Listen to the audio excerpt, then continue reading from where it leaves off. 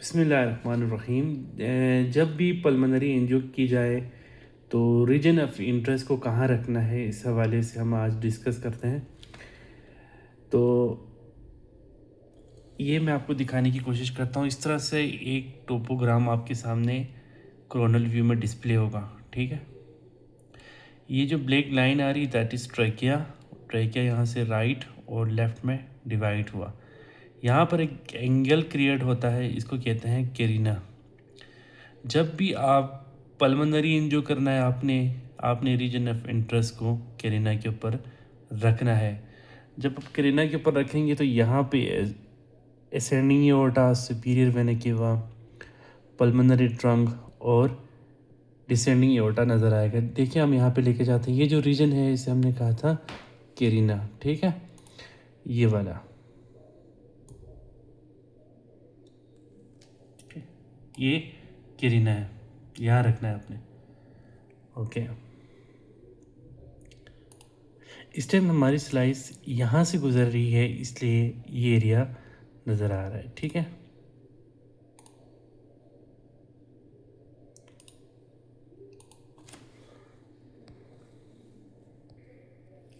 कि जो ही आप यहाँ कैरिना के रीजन के ऊपर रखेंगे स्लाइस को, मिसाल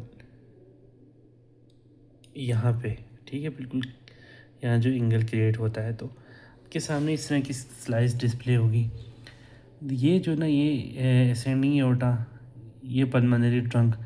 जब भी आपने पल्मोनरी एंजियो करनी है तो पल्मोनरी ट्रंक के ऊपर रीजन ऑफ इंटरेस्ट लगाना। ये ROY जो है ना, आपने कोशिश करनी है कि पल्मोनरी ट्रंक के ऊपर ROY लगाएं। ये पल्मोनरी ट्रंक है, ठीक है। और ROY आपने यहाँ लगाना है। दिस इज़, ये जो है ना, ये क्या है जी, ये पल्मोनरी ट्रंक है।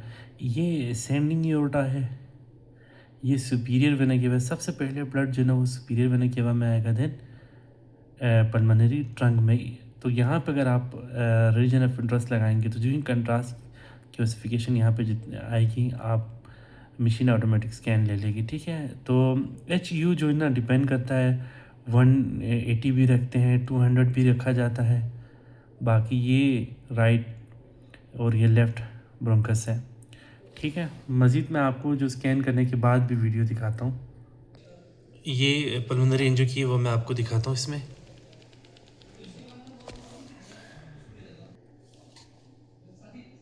देखें, ये superior vena cava, ascending aorta, इस तरह से इमेज आती है। देखें कितना बेहतरीन स्कैन हुआ है। मैक्सिमम ओसिफिकेशन जो है ना पल्मोनरी आर्टरी के अंदर नज़र आ रही है। देखें एओर्टा में अभी तक कंट्रास्ट नहीं पहुंचा। ये पल्मोनरी एंजियो के बेहतरीन होने की निशानी होती है कि असेंडिंग एओर्टा तक कंट्रास्ट ना पहुंचे।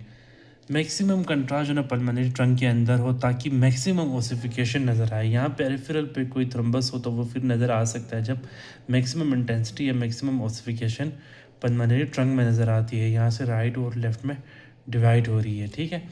ये जो एरिया है असेंडिंग एओर्टा, इसमें कंट्रास्ट नहीं पहुँचना चाहिए, ठीक है। ये असेंडिंग एओर्टा है, ये सुपीरियर वेना केवा है।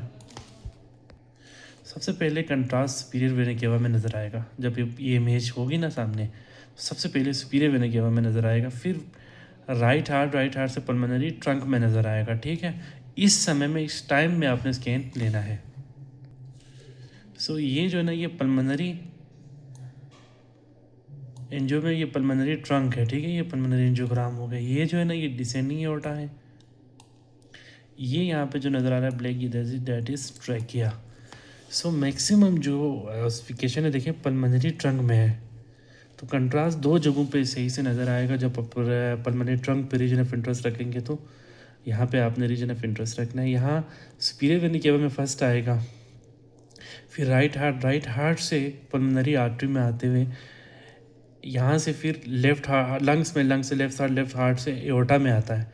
तो एओर्टा में आने से पहले आपने स्कैन ले लेना है, और मैक्सिमम ओसिफिकेशन जो है ना पल्मोनरी ट्रंक में नज़र आएगी। तो कोई भी थ्रोम्बोसिस हो, पेरिफेरल हो, डिस्टल पे हो, मिड में हो, नज़र आ जाएगा, क्लियर हो जाएगा। Thank you so much.